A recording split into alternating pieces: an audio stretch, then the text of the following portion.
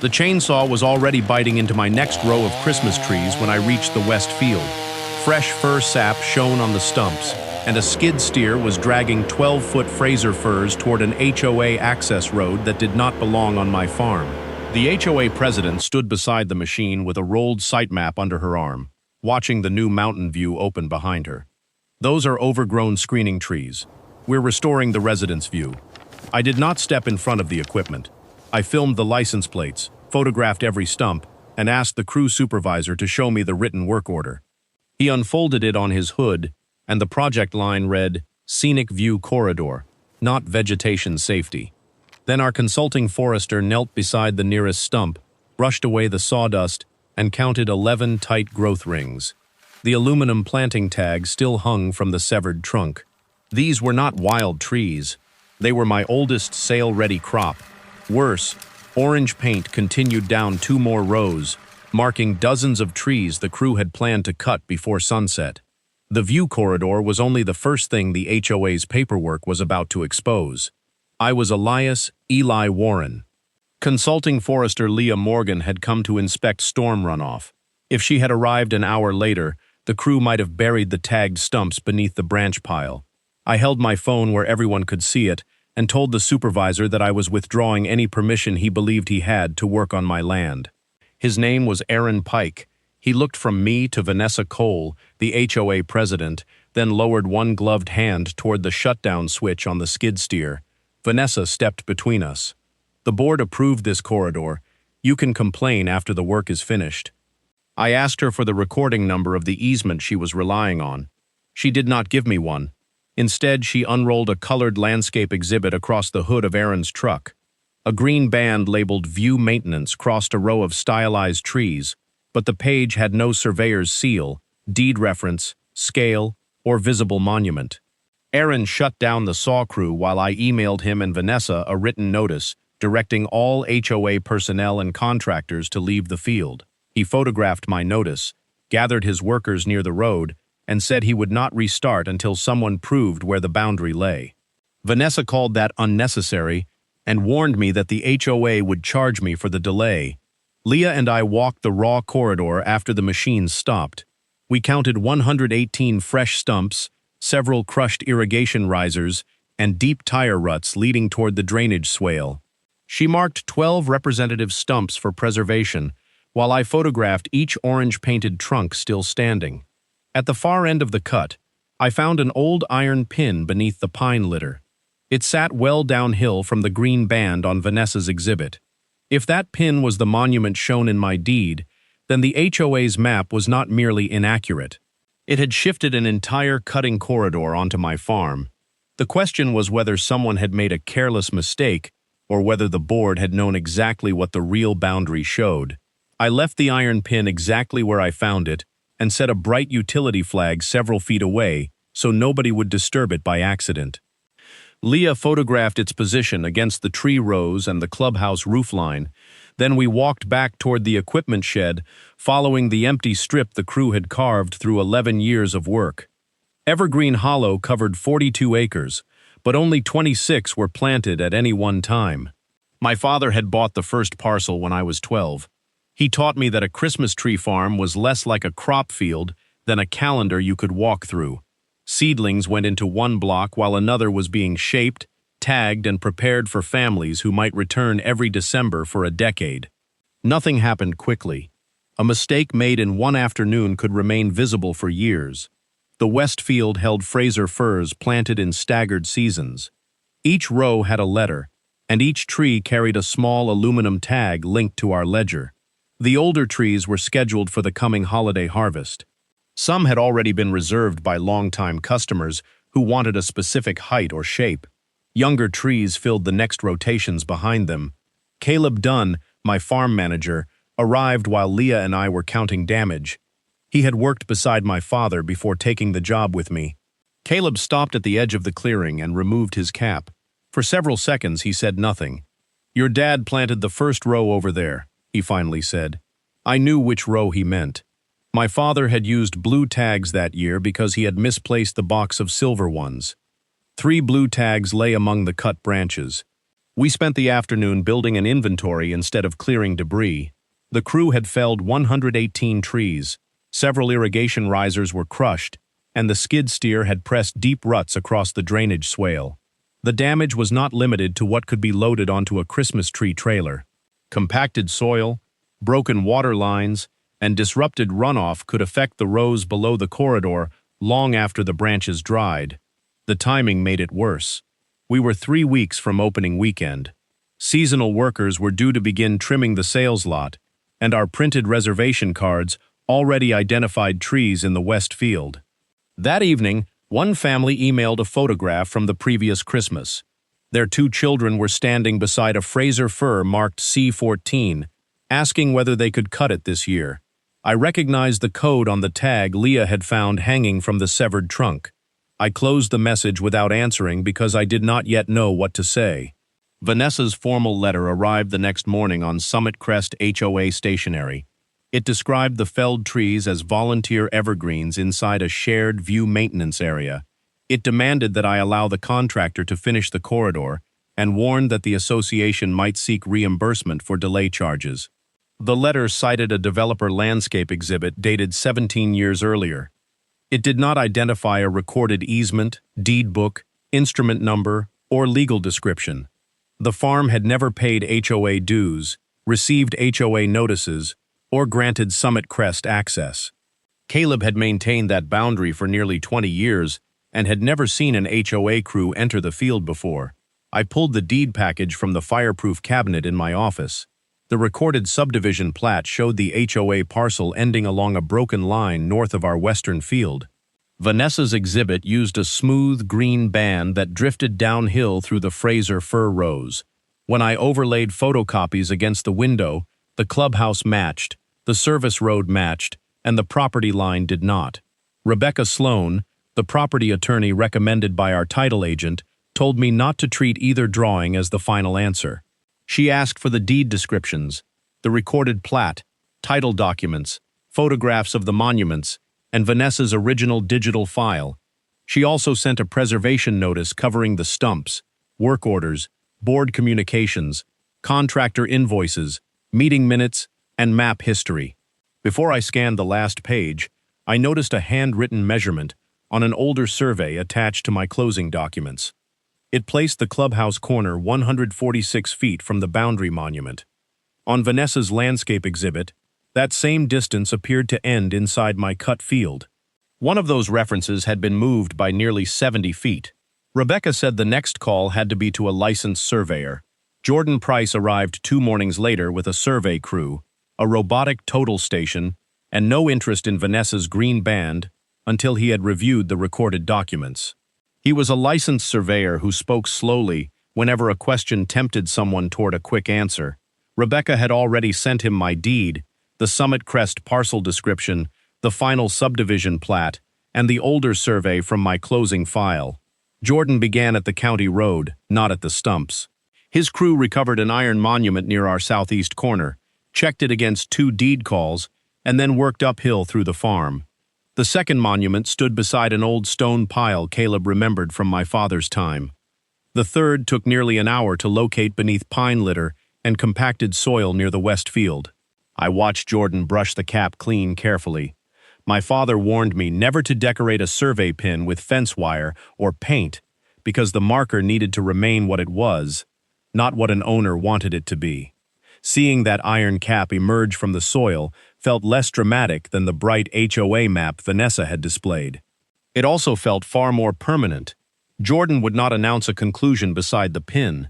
He collected measurements, checked the occupation lines, and returned later to close the fieldwork against the recorded descriptions. Only after his calculations balanced did he walk the corridor with me, Rebecca, and Leah. The certified line ran north of every fresh stump. At the widest point, the cutting extended 74 feet into Evergreen Hollow. The service road belonged to Summit Crest, but it ended at the HOA parcel. Nothing in the recorded plat carried its maintenance rights downhill through my trees. A survey locates the descriptions on the ground, Jordan said. It does not create a right that the documents never granted. Rebecca's title review reached the same problem from the records. My deed included no reservation for a scenic corridor. Summit Crest's declaration mentioned preserving views within its common property, but it did not burden neighboring land. The title search found no express easement, maintenance agreement, or recorded amendment giving the HOA access to the farm. The landscape exhibit Vanessa relied on had been prepared during the subdivision's early planning stage. Its title block called it a concept plan. A later revision moved the clubhouse slightly uphill, and the final recorded plat replaced the smooth green bands with measured parcel lines. The view maintenance strip never appeared in the recorded version. That did not make the concept plan useless. It showed where the HOA's claim came from. It simply did not prove that the claim had become a property right. While Jordan finished setting witness stakes inside my land, Leah began preserving the biological evidence. She selected 12 representative stumps and photographed each one with its planting tag, row position, diameter, and a measurement scale. Caleb and I watched as she cut thin cross-sections from the tops, labeled them, sealed them in separate evidence sleeves, and logged each transfer. The samples showed between 8 and 11 growing seasons. Leah compared them with our nursery invoices, field ledgers, shearing schedules, and dated harvest photographs. C14's 11 rings matched the year recorded on its blue aluminum tag. Tree rings could establish age and growth history. They could not place a retail price on the trunk by themselves. That required sales records, expected harvest timing, condition, and a forestry appraisal. I answered the family who had emailed about C14. I told them the tree had been damaged before opening day and offered to reserve another Fraser fir.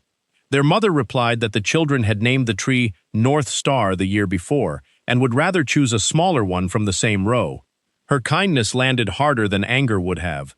Rebecca assembled the survey, title report, photographs, work order, and Leah's preservation log into a formal cease and desist package.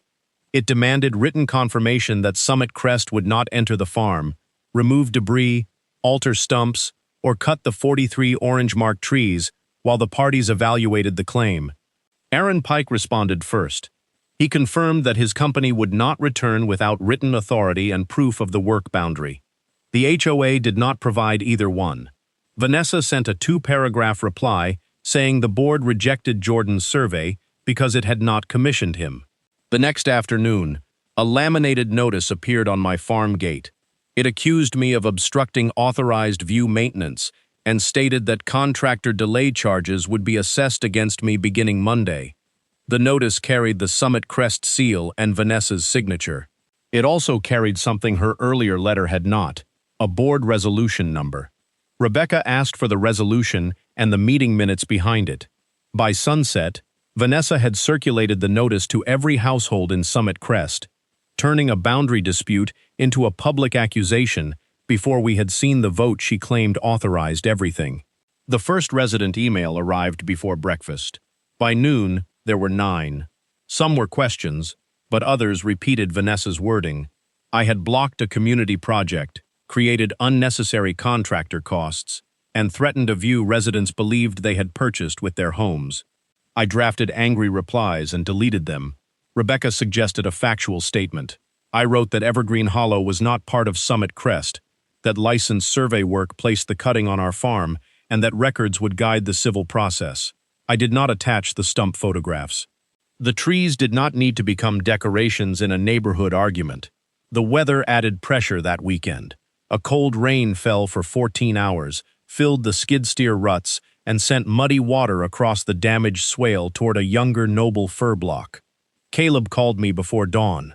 We worked, laying straw wattles and redirecting runoff with sandbags, mud-coated our gloves and boots. Caleb leaned on his shovel and stared uphill at the open corridor.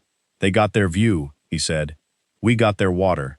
The temporary controls held, but 2 lower rows remained saturated. Leah documented the flow direction and recommended erosion matting, shallow regrading, and repairs to the crushed irrigation risers. I kept receipts for materials and rented equipment. The practical cost of the corridor was growing. Aaron Pike called Monday. Rebecca joined Aaron and his superintendent by conference line. He explained that Vanessa had supplied the map, identified the entire green band as HOA-controlled landscape, and directed the crew to enter from the service road. His work order called for a corridor 58 feet wide and 390 feet long. It also carried a completion deadline, the Friday before the clubhouse holiday tour. Aaron did not pretend his company had verified ownership. He admitted that they had relied on the client's representation and should have requested surveyed limits before cutting near an adjoining farm. He provided his invoice, daily crew log, equipment photographs, and the PDF map Vanessa had emailed. Rebecca asked him to preserve the original message and its attachments. That afternoon, Summit Crest treasurer Martin Hale drove to the farm alone. He remained outside the gate until I invited him in. Martin looked tired rather than defiant. He had bought his home because his wife used a wheelchair, and the clubhouse paths gave her a level place to spend time outdoors. The mountain view mattered to them, he said, but not enough to take someone else's land. Martin told me he had asked for a survey before the board voted.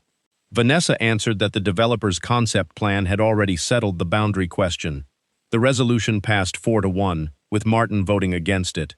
He had not seen Aaron's final corridor map or known the crew would begin before written notice reached me. "I thought we were trimming our side," he said. "I never voted to cross onto your farm."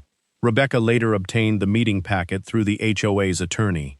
The minutes recorded Martin's request for field verification, but the final resolution described the project as maintenance within existing common property. It did not name Evergreen Hollow or claim an easement across it. That wording made Vanessa's gate notice difficult to reconcile with the vote she cited. The packet also contained a short email chain. 2 weeks before the cutting, the property manager had warned that the green band came from an old marketing exhibit and asked whether a surveyor should mark the corridor. Vanessa replied that field verification would push the work beyond the holiday tour. Her next message instructed the manager to have Aaron open the view while the weather holds. The emails did not prove that Vanessa understood every deed line. They did prove she knew the map had not been field verified and chose the schedule over that unanswered question. As board members began reviewing the documents, Vanessa increased the public pressure. A second message told residents that my objections could force the association to cancel part of the holiday tour and absorb substantial delay fees. Someone posted my farm's business page in a neighborhood group. A few strangers left one-star reviews despite never having visited. Then other people responded. Families who had bought trees from us for years posted photographs from past Christmases.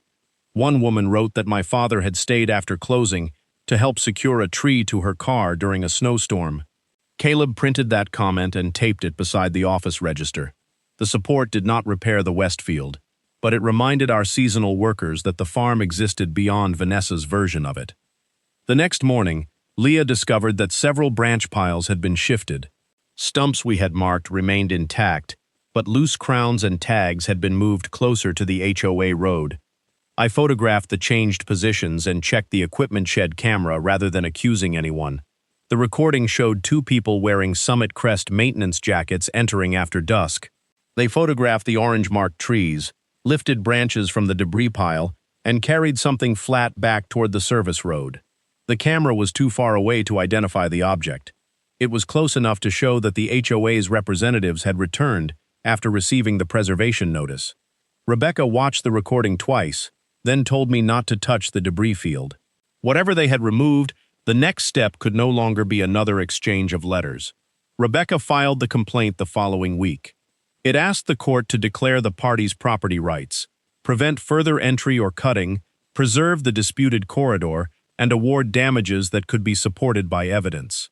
We did not accuse Vanessa of theft or ask the judge to punish the HOA for the unidentified object carried from the debris pile. The camera recording went into the preservation record, and Rebecca requested an explanation through discovery. Because 43 marked trees remained exposed beside the HOA road, Rebecca also requested temporary relief. The judge did not decide ownership from our survey alone. After reviewing the recorded deeds, plat, photographs, notices, and the HOA's response, the court entered a temporary order preventing either side from cutting, removing, regrading, or disturbing the corridor while the case proceeded. The order allowed inspection and emergency erosion work by agreement. The orange-marked trees stayed standing. That mattered more to me than the stamped paper itself. For the first time since the cutting, I slept without imagining another engine starting beyond the west field before sunrise. Opening weekend arrived under a thin layer of frost. We moved several reservation signs from the west field and explained that part of the farm was closed for restoration. The family who had asked about C14 came late Saturday. Their children chose a smaller Fraser fir, 3 rows downhill, and named it Little Star. I helped their father tie it to the roof of his car. When they drove away, the empty corridor was visible beyond the sales shed, but for 10 minutes the farm had felt normal again. Leah's inventory took another 2 weeks. She mapped every stump, matched surviving tags, and compared spacing against aerial photographs and planting ledgers.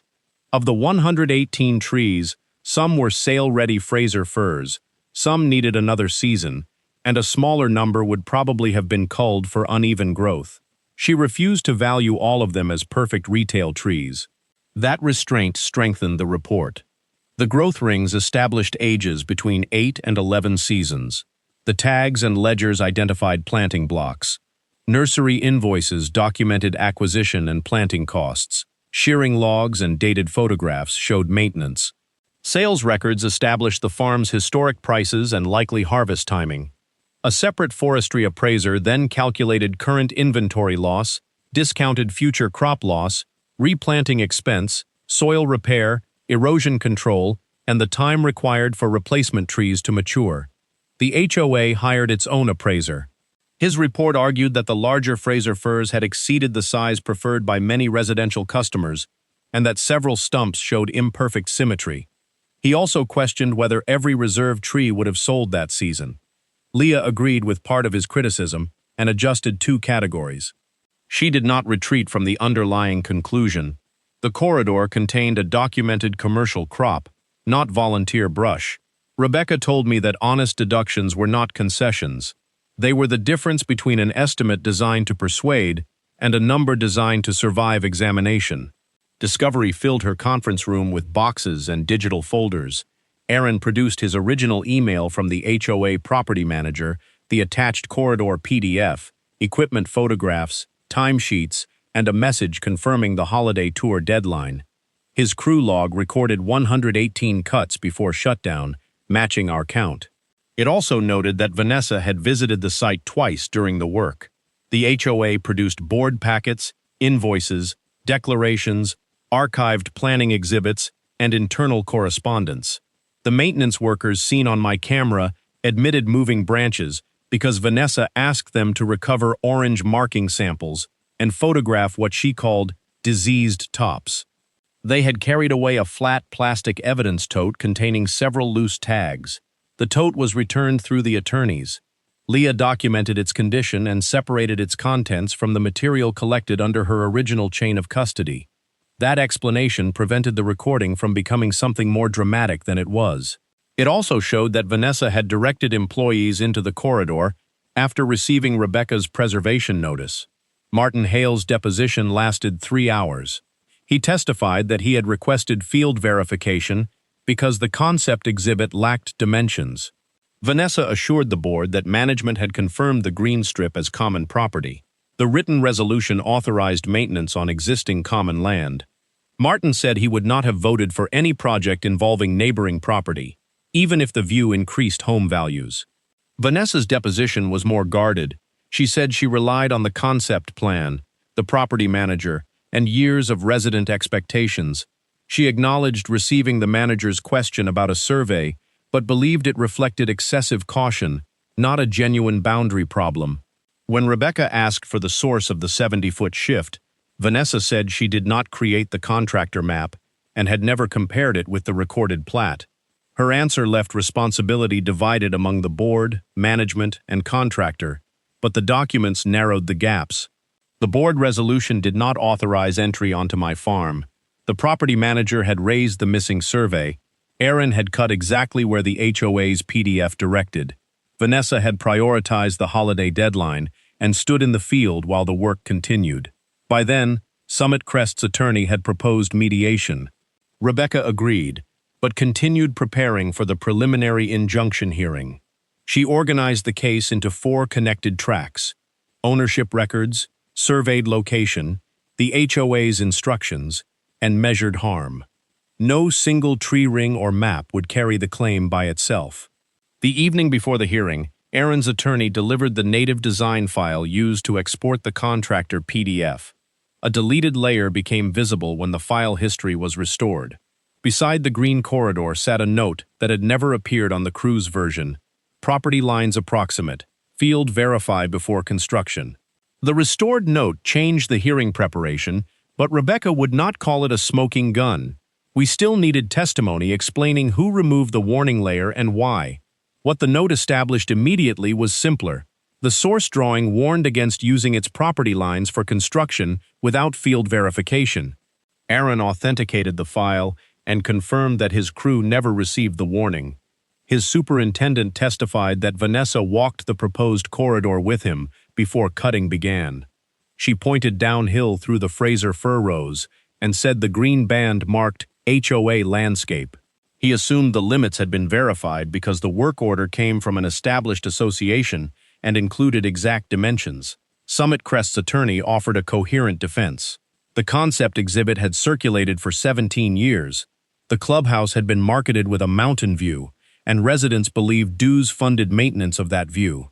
The final plat did not label a corridor, but the HOA argued that the board had acted in good faith on planning materials supplied by the original developer. Its attorney also challenged the amount of crop loss and emphasized that Aaron, not the board, operated the saws. Rebecca did not answer with outrage. She began with my deed and the adjoining parcel description. Jordan explained how the recorded calls connected 3 monuments and placed every stump south of the Summit Crest line. At the widest point, the cut extended 74 feet onto Evergreen Hollow. The concept exhibit could explain the HOA's mistake, he said, but it could not relocate the recorded boundary. Leah followed with the 12 labeled stump sections. She showed how each sample connected to a position, tag, planting record, and photograph. The rings established age and growth history. They did not establish value alone. The valuation came from the condition inventory, historic sales, nursery costs, remaining growth periods, expected culls, and restoration estimates. When the HOA's attorney pointed out that 2 large trees might not have sold, Leah agreed. Those deductions were already in her report. That answer mattered. The dispute stopped sounding like my number against theirs and started sounding like a method that could be checked. Martin testified about his request for a survey and the resolution limiting work to existing common property. The property manager confirmed that she had questioned the concept map before contracting. Vanessa acknowledged choosing not to delay the project, although she maintained that she believed the green band reflected the developer's intended rights. No one produced a recorded easement, amendment, or agreement burdening the farm. The judge did not enter a final judgment that afternoon. The hearing concerned interim protection, not a complete trial on title and damages. The court continued the order, preserving the corridor and the 43 marked trees. In explaining the ruling, the judge noted that the recorded documents and survey strongly supported keeping the parties within their established parcels while the claims were resolved. The judge also encouraged mediation because the remaining disputes involved responsibility, valuation, restoration, and legal expense, not an urgent need for either side to use the corridor. We entered mediation 12 days later. I carried 1 sealed copy of C-14's stump section in a padded case. Vanessa arrived with the HOA's attorney, insurance representative, property manager, and 2 board members. Martin attended by agreement because he had participated in the vote and knew the association's finances. The mediator separated us after the opening session. Rebecca warned me that a settlement would not replace 11 years of growth and would not require Vanessa to admit every allegation. It could, however, secure the boundary, fund restoration, compensate the documented crop loss, and end the risk of years of litigation. I looked through the conference room window at a row of ornamental trees in the parking lot. They were taller than the seedlings we would replant and younger than the trees on our evidence table. The first offer barely covered the current season trees. Rebecca returned it with the full evidence schedule, divided into categories, rather than a dramatic lump sum. The crop component accounted for sale-ready trees, discounted future harvests, and documented culls. Restoration covered regrading, irrigation, erosion control, and replanting. Separate lines addressed Jordan's survey, Leah's forensic work, the appraisal, and a negotiated share of legal fees. The HOA challenged the future crop period and several labor estimates. We accepted a lower projection for a group of younger trees after the appraisers compared their assumptions. Summit Crest agreed to the contractor dimensions and the full soil restoration scope. The numbers moved because supporting documents moved with them. Late in the day, the mediator brought a complete proposal totaling $68,300. It included $21,600 for crop and rotation loss, $14,900 for regrading, irrigation, erosion control, and replanting, $7,800 for survey and forestry expenses, and $24,000 toward legal and mediation costs. The payment would come through the association and its insurer under arrangements they did not disclose to us. Money was only one section. Summit Crest would consent to a permanent injunction prohibiting entry, cutting, maintenance, dumping, or equipment access on Evergreen Hollow without written permission. It would withdraw the obstruction notices, waive every claimed delay charge, correct its internal maps, and distribute the corrected boundary information to residents and contractors. The HOA would fund the restoration contractor, while I retained approval over work performed on the farm. Aaron's company contributed through a separate confidential allocation negotiated with the HOA. I released the contractor only after his insurer confirmed participation, and Aaron agreed to provide the original project files for the permanent record. The arrangement resolved responsibility without pretending that every participant had made the same decision. Before signing, I asked for one additional term. No document could describe the felled trees as volunteer brush. The settlement instead identified them as commercially planted Christmas trees within Evergreen Hollow Farm. Vanessa objected that the wording felt personal. I told the mediator it was factual. The tags, rings, ledgers, and invoices had already settled that point. The language stayed. The board approved the agreement that evening. Martin later told me the vote was 4-1. Vanessa cast the opposing vote, then lost her committee assignments when the other directors adopted a new requirement for title and survey review on boundary-adjacent projects. There was no public scene and no instant collapse. There was simply a board no longer willing to accept her certainty as verification. 3 days after the consent order was entered, a restoration truck stopped outside my gate. Behind it sat a trailer loaded with erosion matting, irrigation pipe, and bundled Fraser fir seedlings. I opened the gate only after checking the contractor's written authorization. For the first time since the chainsaws arrived, equipment entered the West Field because I had agreed that it could. The restoration took 9 working days.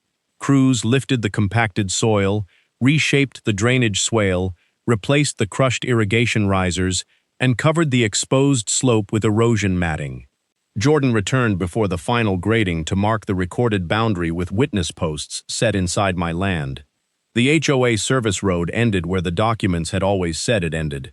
Caleb and I inspected every stage before approving it. He remained suspicious of machines near the West Field, but on the last afternoon, he handed the restoration foreman a thermos of coffee. The foreman had followed our instructions, protected the surviving trees, and asked before moving anything. Permission, I learned, could make the same equipment look different. We replanted the corridor in the original row pattern. The new Fraser firs barely reached my knees. Around them, the 43 orange-marked trees remained standing, their paint fading under winter rain. They would anchor the next several harvests while the seedlings grew.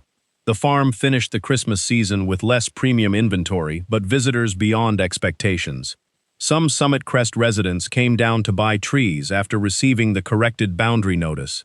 Most did not mention the dispute. One man apologized for repeating Vanessa's claims online and asked Caleb to help choose a tree for his grandchildren. Caleb selected one from a different block and treated him like any other customer. Martin became interim president after Vanessa resigned from the board in January. Her resignation letter said the conflict had become a distraction for the community. There was no admission and no final speech. Summit Crest adopted written rules requiring a title review, field verification, and board approval before work near an outside parcel.